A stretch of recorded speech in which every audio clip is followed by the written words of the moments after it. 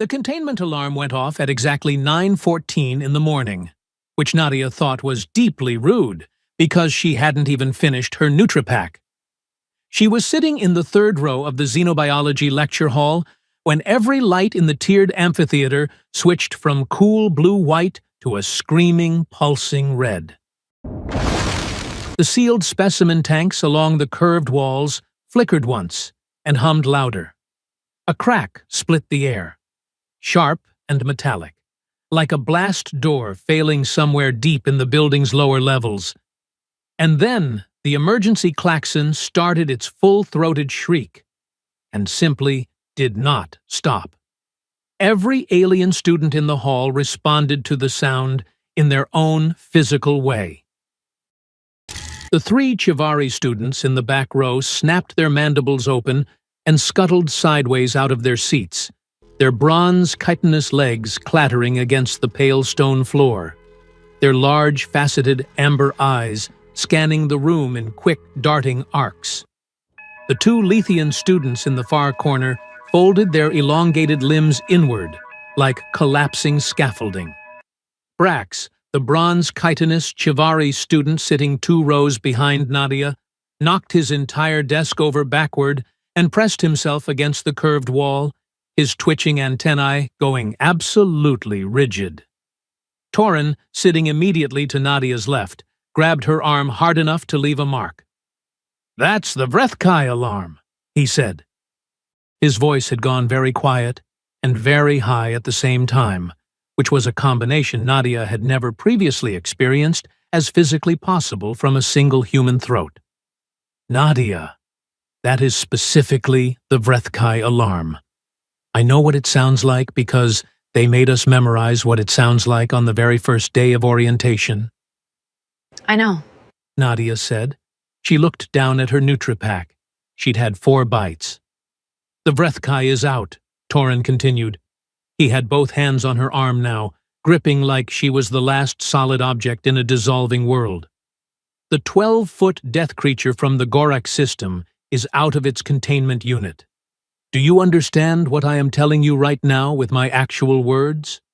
"Attention, please." Torin, I was also in orientation. At the front of the lecture hall, standing on the central holographic projection dais, with his 2 clawed arms clasped behind his back, Professor Vexral, the 8-foot reptilian Kethshari academic with bruised purple scales and 2 narrow yellow slit eyes, had not moved. His long snout was tilted toward the ceiling. His forked tongue flickered once in the red emergency light, tasting the air. His scales, which normally held a steady purple-gray when he was performing what he called patient academic authority, were cycling through colors rapidly in a way that looked entirely involuntary. He brought both clawed arms around to his front and pressed them flat against the projection dais surface. "There is," he said, in a voice that was trying extremely hard to be calm and failing in interesting new ways, "no cause for immediate alarm." The blast door at the rear of the lecture hall detonated inward. It didn't open, it didn't slide. It came completely off its frame in a single screaming impact and hit the back row of seats and sent 3 chairs skidding sideways across the pale stone floor in a shriek of metal. The Chivari students who had been in those seats had somehow already vacated them. Nadia genuinely could not identify when that had happened, and were now pressed flat against the curved wall, their large faceted amber eyes enormous, their 4 walking legs braced wide on the floor. In the smoking doorframe, filling it from floor to top rail, stood the Vrethkai. Up close, and this was significantly closer than any diagram in the curriculum had suggested was a realistic scenario.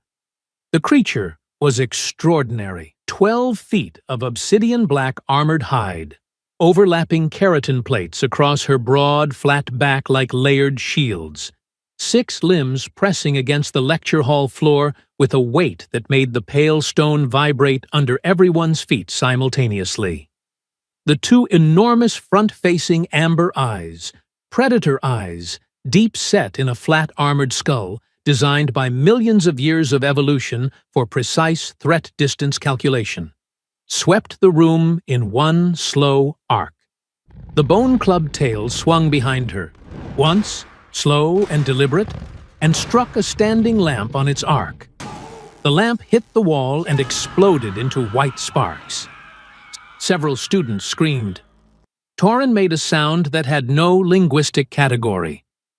Nadia set down her NutriPack. Professor Vexeral had backed himself against his projection dais. Both his clawed arms were pressed flat to its surface. His powerful thick tail had curled involuntarily around the dais leg. His elongated snout was pointing directly at the ceiling, which, according to the second-week orientation materials, was the Keth-Shari physical signal for the specific emotional state of, "I have made peace with my circumstances." His scales had drained to a flat, pale gray-white. "Nobody move," he whispered. This was immediately violated by 10 different students moving in 10 different directions. 2 Lethians unfolded their limbs and sprinted for the side emergency exit. One of the bronze chitinous Chivari students dropped from the wall and scuttled under a row of specimen tanks, antennae scraping the underside. The Muravine exchange student near the window pressed herself into the corner. Brax, behind Nadia, had not moved because he appeared to have temporarily stopped functioning. The Vrethkai watched all of it. She didn't charge. She stood in the broken door frame with both enormous amber eyes, tracking the movement of each fleeing student, her flat armored skull rotating with mechanical precision, the way a targeting system sweeps a room. Nadia stood up. "Nadia," Torin whispered.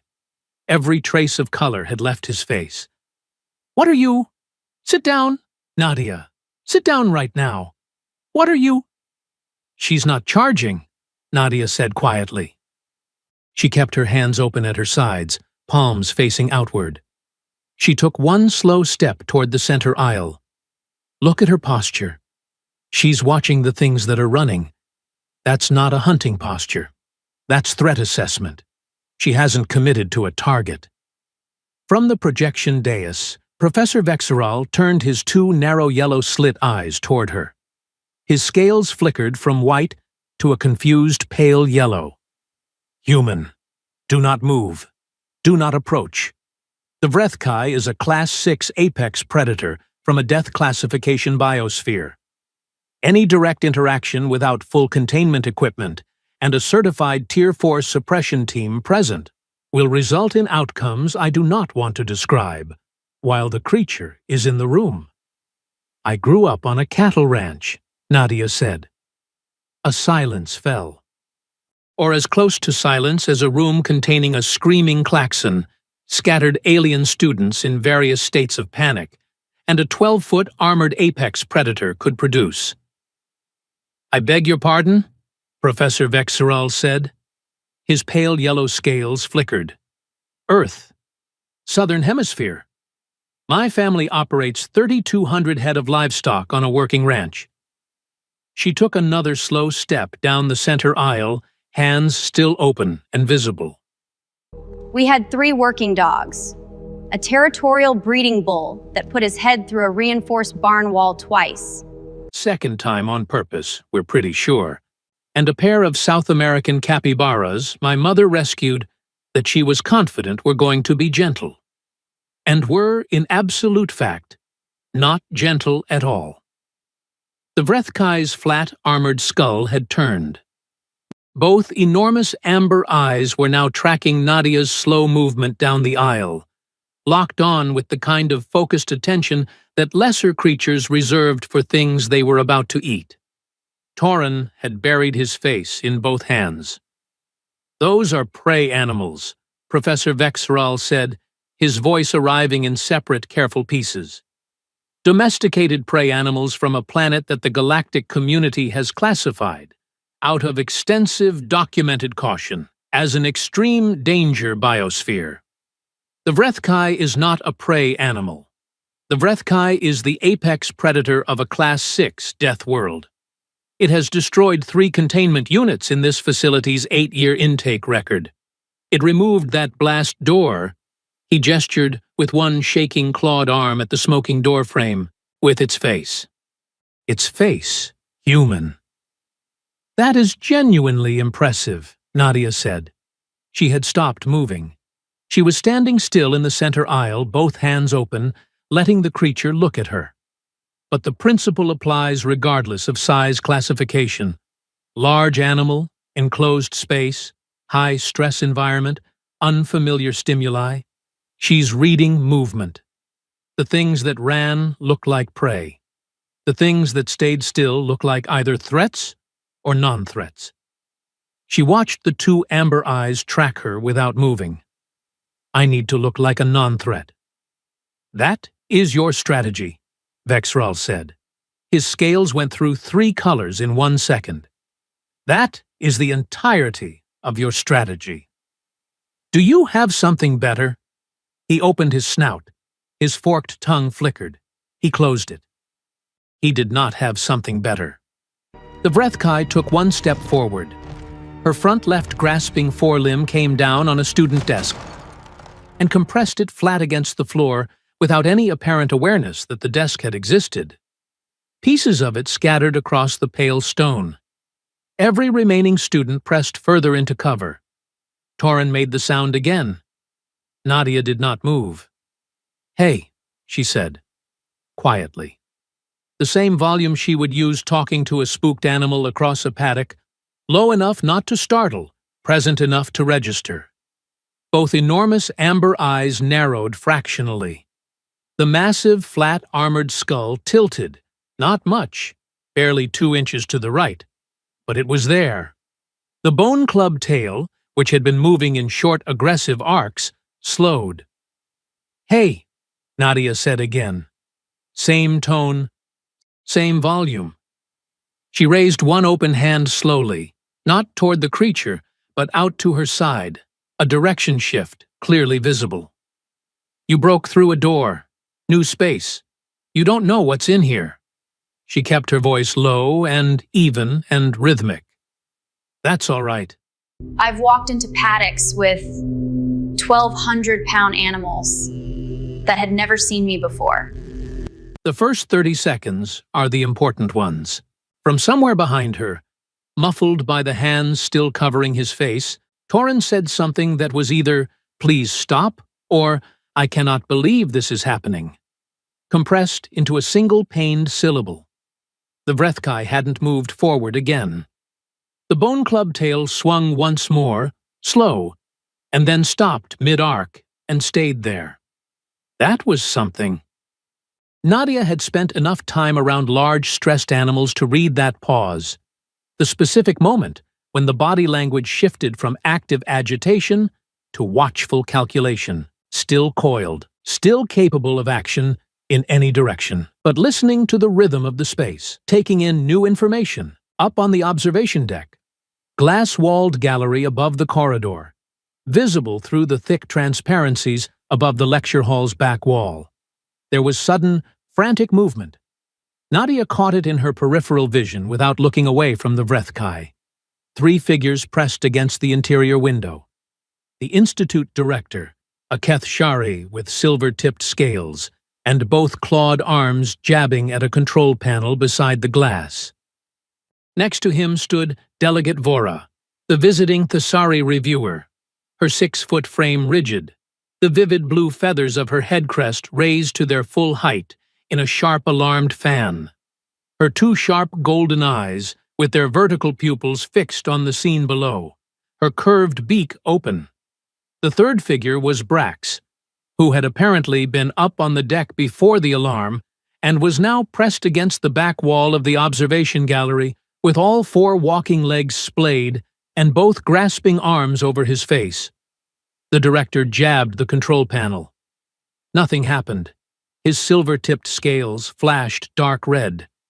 The emergency suppression system was offline. Of course it was.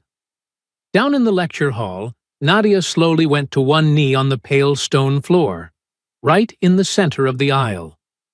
Both hands open on her thighs.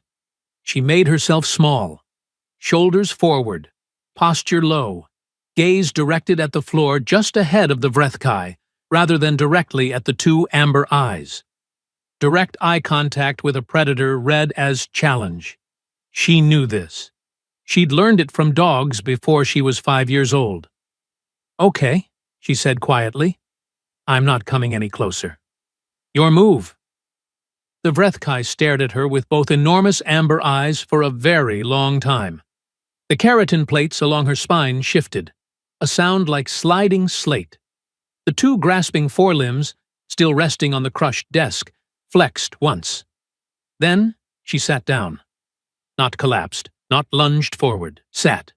Massive hindquarters dropping to the pale stone floor with a resonant boom that rattled every specimen tank on the curved walls simultaneously. Forelimbs folding in front of her, flat armored skull lowering by almost 2 feet. The bone club tail came to rest on the floor behind her with a single heavy strike and went completely still. The enormous amber eyes remained on Nadia, steady and unblinking. From the observation deck, Delegate Vora's vivid blue head crest, which had been raised in full alarmed extension, began very slowly to lower. Her two sharp golden eyes moved from the Vrethkai to Nadia and stayed there, her curved beak closed. Behind Nadia, Tauren removed his hands from his face. He looked at the Vrethkai. He looked at Nadia kneeling in the aisle. He looked at the Vrethkai again. "It sat down," he said. "I noticed," Nadia said. The Vrethkai sat down. Tauren.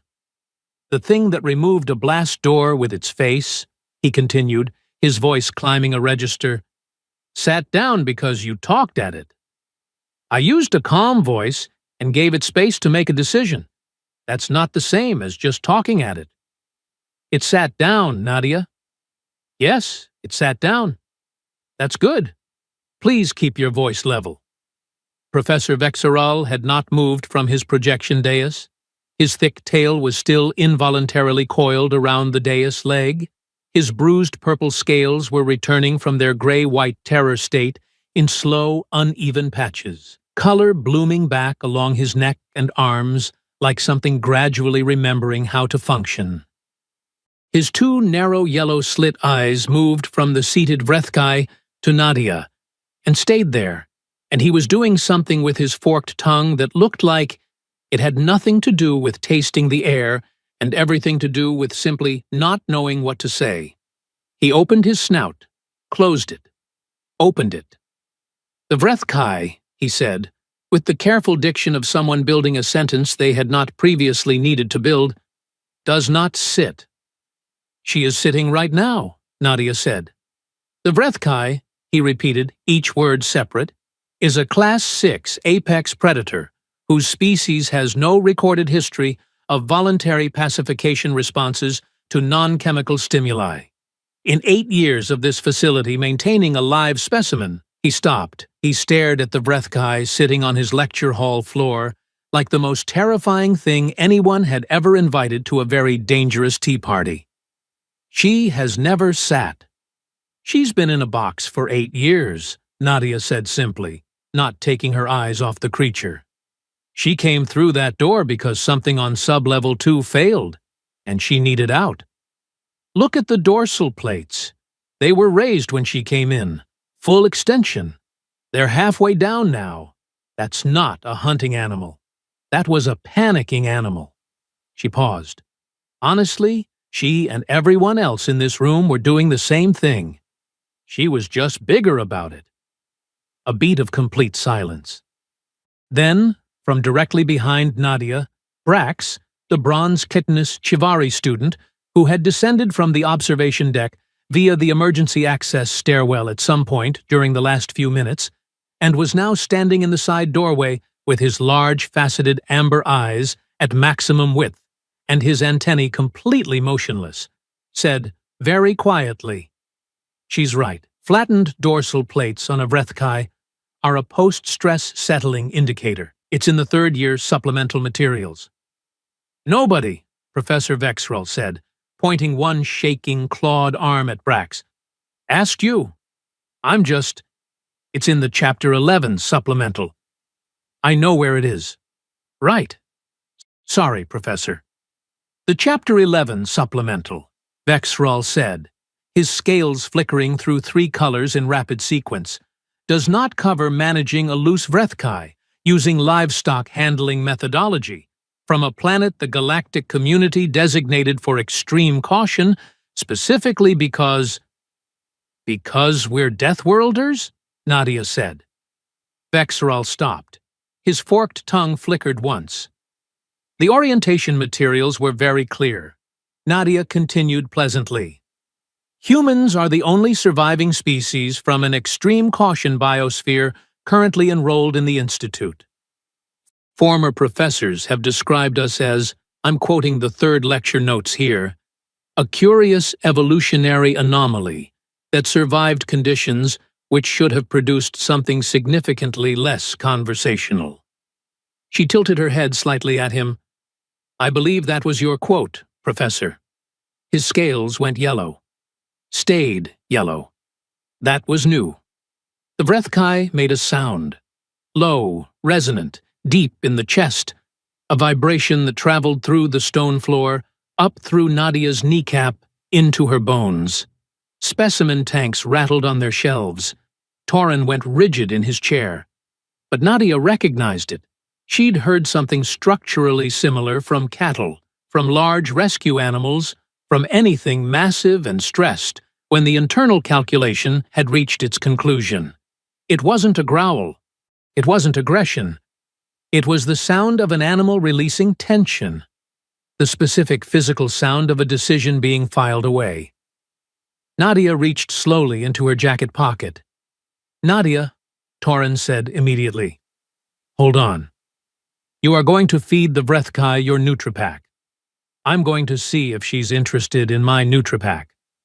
She opened it with slow, visible movements and held it flat on her open palm, extending her arms slightly forward without closing the distance between them. If she's not interested, I've learned something. If she is, that's information too. Both enormous amber eyes dropped to her hand. The flat armored skull tilted on the thick neck. The nostrils, 2 wide slits cut into the front of the jawline, flared once, then again. The Vrethkai leaned forward. 3 feet of armored neck extended slowly across the lecture hall floor, and she brought her jaw down to Nadia's open hand and took the Nutripack off the palm with a precision that was honestly remarkable for something with a jaw aperture that wide. She chewed twice. She swallowed. She looked at Nadia with both enormous amber eyes and made the resonant chest sound again. Huh, Nadia said. It ate from your hand, Torin said. Yes, it ate from your actual hand. Torin, I need you to bring your volume down. I watched it eat from your hand. Volume, Nadia said firmly, and Torin's mouth closed, and he sat in his chair gripping the desk surface with both hands and breathed. On the observation deck above, Delegate Vora had gone very still. Her vivid blue head crest, which had been gradually lowering since the Vrethkai sat down, was now fully flattened, not in the alarmed compressed position of before, but in the slow, deliberate way the Thessari lowered their crests when processing something that required full cognitive attention. Her 2 sharp golden eyes with their vertical pupils were fixed on Nadia. Her curved beak opened slightly and closed again. The institute director beside her had stopped touching the control panel entirely and was simply watching through the observation glass with both clawed arms hanging at his sides, his silver-tipped scales cycling through slow, contemplative greens. Professor Vexral descended from the projection dais for the first time since the alarm had started. Both clawed arms hung at his sides. His thick tail had finally uncurled from the dais leg.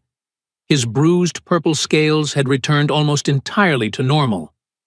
Almost, except for a patch along his neck that kept flickering between purple and a confused, stunned yellow that he didn't appear to have full control over. He walked forward 4 steps and stopped, and looked at Nadia, kneeling in the center aisle, with a 12-foot Class 6 apex predator sitting in front of her, occasionally rumbling, apparently satisfied. 31 years, he said slowly. 31 years of academic xenobiology practice. 8 years of Vrethkai containment protocol. Not once. He stopped. His forked tongue flickered. Not once has any member of this faculty, any visiting researcher, any Tier 4 suppression team, managed a voluntary Vrethkai pacification response without chemical sedation. Respectfully, Professor, Nadia said, that's because you've never had someone in the room who'd been charged at by a territorial bull at age 9 and learned that standing still was the only option. You are a first-year student. I am. From a planet under extreme caution classification. That does keep coming up. I said in the third lecture, his yellow neck patch flickered. I said specifically, in the third lecture of this academic term, that Deathworlders were a theoretical classification, an ancient evolutionary footnote, something the curriculum addressed for completeness rather than practical relevance. I remember that lecture, Nadia said. You used the phrase extinct adjacent. He stared at her. He stared at the Vrethkai. He stared at Nadia again. I may, he said, very carefully, have spoken with unwarranted confidence on that particular point. From the observation deck doorway, Brax, who had been creeping incrementally closer to the lecture hall floor for the last several minutes, drawn forward by what appeared to be an inability to stop watching despite every survival instinct he presumably possessed, pushed through the lower access door and stepped into the room. His bronze chitinous exoskeleton caught the emergency red lighting. His large, faceted amber eyes were bright, with an expression that had moved entirely past terror into something that looked like scientific fascination, so intense it had overridden his self-preservation. Both antennae were angled sharply forward. The rumble, he said quietly, pulling out a recording slate from under one of his grasping arms and beginning to annotate it, his mandibles clicking softly. The sustained low-frequency chest resonance. That's not in the standard behavioral literature. The Vrethkai's documented vocalizations in captivity are limited to 3 categories: threat vocalization, pain response, feeding response. He stared at the creature. This is none of those. This is something else entirely. This could be a novel 4th category. Brax, Professor Vexral said. Sorry, Professor, the dorsal plate position combined with the voluntary proximity to a non-Vrethkai organism, this is unprecedented observational data. Brax, I'm annotating. I'm not interfering. You walked into the room with the loose Vrethkai. Brax looked around. He appeared to genuinely not have fully processed this until Vexral said it aloud. He looked at the Vrethkai. He looked at his distance from the Vrethkai. He took 4 rapid steps backward on his 4 walking legs until his chitinous back hit the door frame. Still annotating from here, he said. Nadia had shifted from one knee to sitting cross-legged on the floor during this exchange, keeping every movement gradual and visible. The Vrethkai had tracked each adjustment of her position with both enormous amber eyes, but had not moved. The bone club tail remained flat and still on the stone. The keratin dorsal plates were 3/4 lowered now, an almost relaxed position compared to the full alarmed extension of 20 minutes ago. The 2 grasping forelimbs, which had been braced forward in an action-ready position, had shifted back slightly, weight redistributed toward resting. The emergency klaxon, which had been screaming this entire time, abruptly cut out. The silence that followed was remarkable. Not peaceful. Too much had happened in the last 20 minutes for the room to feel peaceful. But the absence of the noise landed on everyone in the hall like a physical pressure change.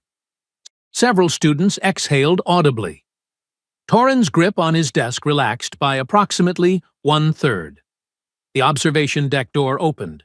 Delegate Vora descended the access stairs in a measured, deliberate movement, each talon placed carefully on each step, her black, iridescent feathers catching the shifting light as she moved, her blue head crest held at half height, neither the full alarm position nor fully flat.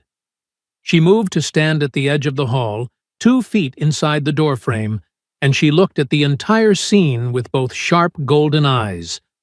The destroyed blast door, the scattered furniture, the pale stone floor with one human girl sitting cross-legged in front of a seated Vrethkai. And she was silent for a long moment. Then she turned her sharp beak toward Professor Vexral and spoke. Her voice was clear and precise, clipped at the consonants in the Thessary way. The Institute's annual review submission, she said, was going to be a standard assessment. Curriculum compliance, containment protocol adherence, faculty qualifications. She paused. Both golden eyes went back to Nadia. I need to add a section. Vexral's scales flickered yellow. Delegate! A section, Vora continued, her blue head crest rising slightly, specifically addressing the observed capabilities of human students in applied xenobiology crisis management. She tilted her feathered head, watching Nadia with those vertical-pupiled golden eyes. I have reviewed 14 Institute facilities across 6 systems. I have never witnessed a voluntary predator pacification response achieved without suppressants. The head crest rose another increment. I have certainly never witnessed one achieved by a first-year student using what I am told is a livestock management technique. Ranch management, Nadia said. There's a distinction. Livestock management implies I was managing the livestock. Ranch management means I was managing the entire situation, which included the livestock. A pause. I appreciate the clarification, Delegate Vora said, and the way she said it suggested she actually did. The containment response team arrived at this moment. 6 figures in full suppression gear appeared in the ruined blast door frame, carrying equipment that had clearly been designed for an entirely different kind of situation, one involving chemical dispersal units and energy containment barriers, none of which were going to be contextually appropriate. They stopped. They looked at the 12-foot Vrethkai, sitting calmly on the lecture hall floor. They looked at Nadia, sitting cross-legged in front of her. One of them set down a containment emitter very slowly, as though hoping nobody noticed. It made a small metallic sound on the floor grating.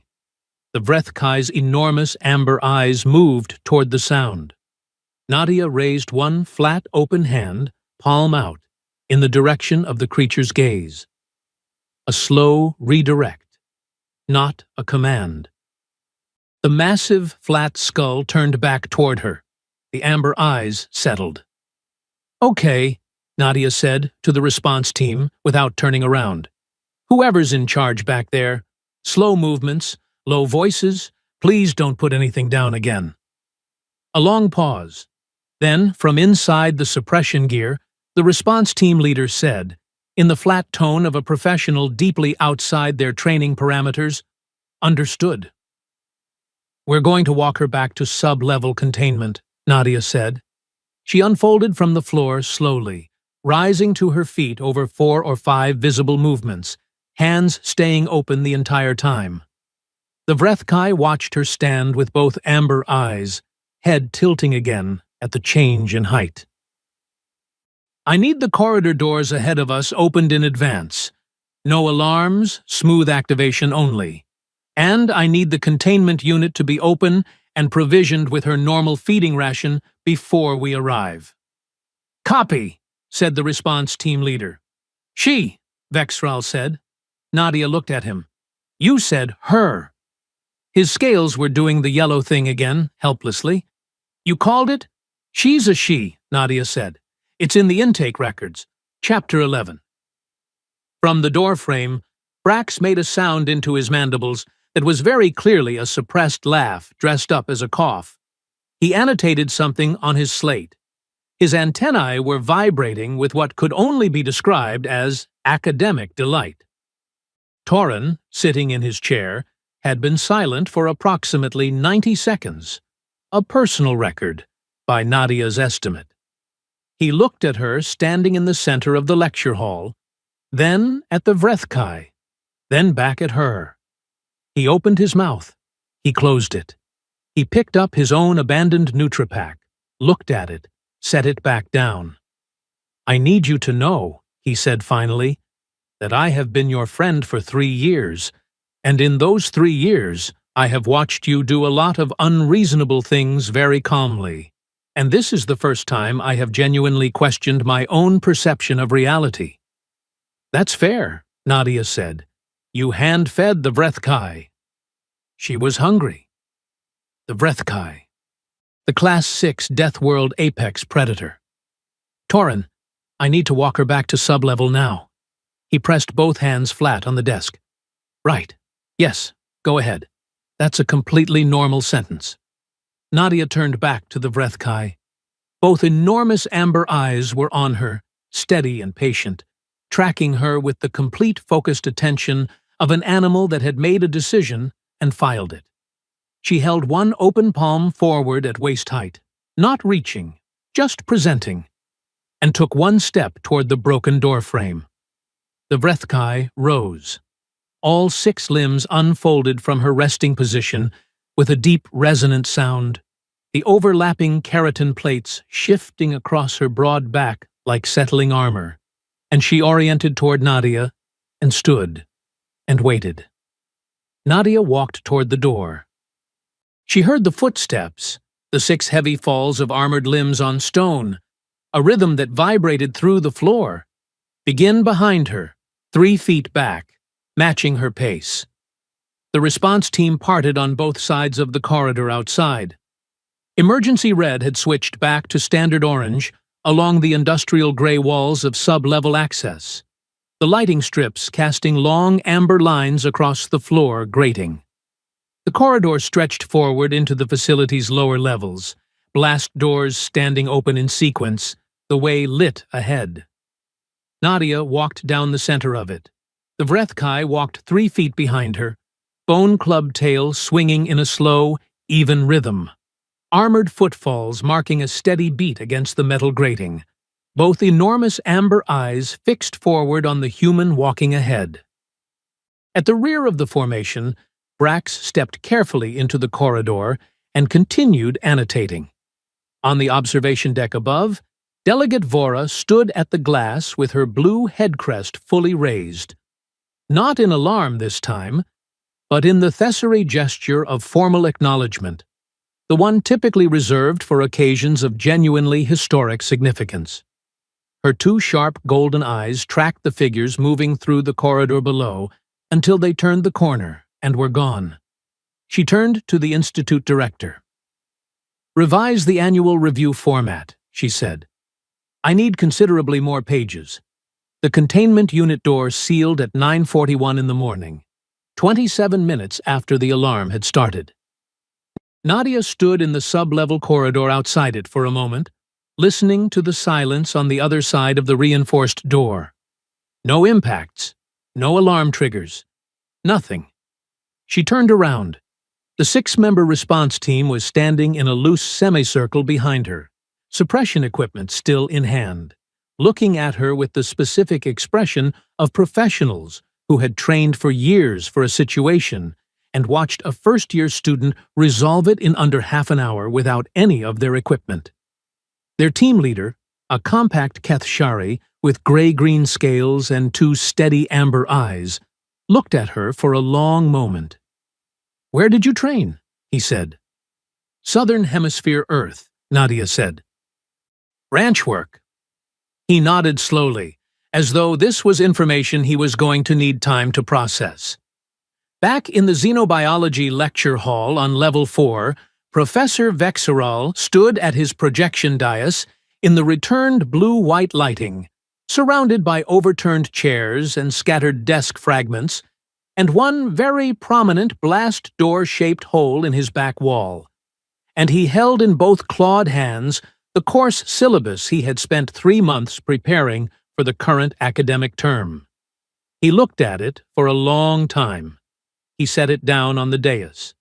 He opened the curriculum management interface on the holographic display and navigated, with the too careful movements of a being making a decision he had not anticipated making today, to the section on course content. He began adding a new chapter.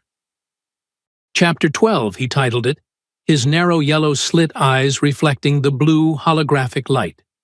Deathworlders, a practical reassessment. He stared at it. His neck scales flickered yellow one final time. Then he saved the file, turned off the holographic display, and stood alone in his damaged lecture hall in the quiet, listening to the distant hum of a containment unit that, for the first time in 8 years, was not triggering an alert. Outside in the corridor, Brax walked past the open door frame still annotating on his slate, antennae angled forward in concentration, mandibles clicking softly. He glanced into the hall at the professor. "Chapter 11 was right, sir," he said without stopping. It was all in Chapter 11. Vexral stared after him for a full 5 seconds. "Get out of my corridor, Brax," he said. "Yes, Professor," Brax said cheerfully, and disappeared around the corner, still annotating.